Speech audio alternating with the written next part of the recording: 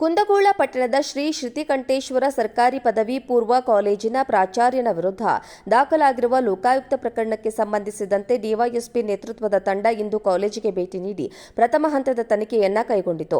ಕಾಲೇಜಿನಲ್ಲಿ ಶೌಚಾಲಯ ಹಣ, ಅಭಿವೃದ್ಧಿಗೆ ಬಂದ ಅನುದಾನ ದುರ್ಬಳಕೆ, ವಿಜ್ಞಾನ ವಸ್ತು ಪ್ರಯೋಗಾಲಯಕ್ಕೆ ರಾಜ್ಯ ಸರ್ಕಾರ ನೀಡಿರುವ 20 ಲಕ್ಷ ರೂಪಾಯಿ ಅನುದಾನದಲ್ಲಿ ಭಾರೀ ಭ್ರಷ್ಟಾಚಾರ ನಡೆದಿರುವ ಬಗ್ಗೆ ಸಾಮಾಜಿಕ ಕಾರ್ಯಕರ್ತರೊಬ್ಬರು ಲೋಕಾವಳಿ ದೂರು ನೀಡಿದ್ದಾರೆ. ಪ್ರಕರಣದ ತೀವ್ರತೆ ಪಡೆದಿದ್ದು ಬುಧವಾರ ದಿಢೀರ್ ಪಟ್ಟಣದಲ್ಲಿರುವ ಸರ್ಕಾರಿ ಕಾಲೇಜಿಗೆ ಭೇಟಿ ನೀಡಿ ವಿಜ್ಞಾನ ಪ್ರಯೋಗಾಲಯಕ್ಕೆ ಕೊಂಡ ವಸ್ತುಗಳ ಪರಿಶೀಲನೆ ನಡೆಸಿದರಲ್ಲದೆ ಗದಗ್ ಕಂಪನಿ ನೀಡಿದ ನಕಲಿ ರಶೀದಿಯನ್ನ ಪರಿಶೀಲಿಸಿದ್ದಾರೆ. ನಂತರ ಪ್ರಾಚಾರ್ಯ ಗಿರೀಶ್ ಅಂತರಗಟ್ಟಿಯನ್ನ ತೀವ್ರ ವಿಚಾರಣೆಗೆ ಒಳಪಡಿಸಿದ ಡಿವೈಎಸ್ಪಿ ಪಾಟೀಲ್ ನೇತೃತ್ವದ ಪೊಲೀಸ್ ತಂಡ ಹಲವು ಮಾಹಿತಿಗಳನ್ನು ಪಡೆಯಿತು. ಈಗಾಗಲೇ ಪ್ರಾಚಾರ್ಯನ ವಿರುದ್ಧ ಒಟ್ಟು 3 ಪ್ರಕರಣಗಳು ದಾಖಲಾಗಿದ್ದು, ಈಗಾಗಲೇ ನಕಲಿ ಬಿಲ್ ಸೃಷ್ಟಿಸಿ ಹಣ ಪಡೆದಿರುವುದು ದಾಖಲೆಯಿಂದ ಬಹಿರಂಗವಾಗಿದೆ. ಶೌಚಾಲಯದ ಹಣ ದುರ್ಬಳಕೆ ಮಾಡಿಕೊಂಡು ಅದರ ಸ್ವಚ್ಛತೆಗೆ ಗಮನ ಕೊಡದೆ ವಿದ್ಯಾರ್ಥಿನಿಯರಿಂದ ಅವುಗಳನ್ನು ಸ್ವಚ್ಛಗೊಳಿಸುತ್ತಿರುವ ಈ ಬಗ್ಗೆ ವಿದ್ಯಾರ್ಥಿಗಳು ದೂರು ನೀಡಿದ್ರು. ಈ ಬಗ್ಗೆ ರಾಜ್ಯ ಮಟ್ಟದ ಪ್ರಜೆಗಳು, ದೇಶ ಮಾಧ್ಯಮಗಳು ವರದಿ ಮಾಡಿದ್ವು.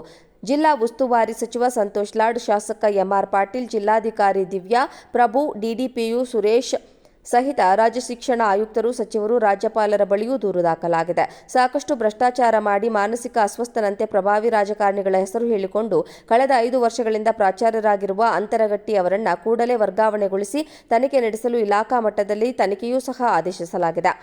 ಲೋಕಾಯುಕ್ತರು ಕಾಲೇಜಿಗೆ ಬರುತ್ತಲೇ ಸ್ವಲ್ಪ ಸಮಯದಲ್ಲಿ ಪರಾರಿಯಾಗಿದ್ದ ಪ್ರಾಚಾರ್ಯ ನಂತರ ಪೊಲೀಸರು ದೂರವಾಣಿ ಮೂಲಕ ಕರೆಸಿಕೊಂಡ ನಂತರ ವಾಪಸ್ಸಾಗಿದ್ದಾರೆ. ಬರೋಬ್ಬರಿ 2 ಗಂಟೆಗಳ ಕಾಲ ಪ್ರಾಚಾರ್ಯನನ್ನ ವಿಚಾರಣೆಗೆ ಗುರಿಪಡಿಸಲಾಯಿತು. ಈ ಬಗ್ಗೆ ಮಾಹಿತಿ ನೀಡಲು ನಿರಾಕರಿಸಿದ ಡಿವೈಎಸ್ಪಿ, ನಮ್ಮ ಮೇಲಾಧಿಕಾರಿಗಳು ಈ ಬಗ್ಗೆ ಮಾಧ್ಯಮಕ್ಕೆ ಮಾಹಿತಿ ನೀಡಲಿದ್ದಾರೆ ಎಂದು ತಿಳಿಸಿದ್ದಾರೆ.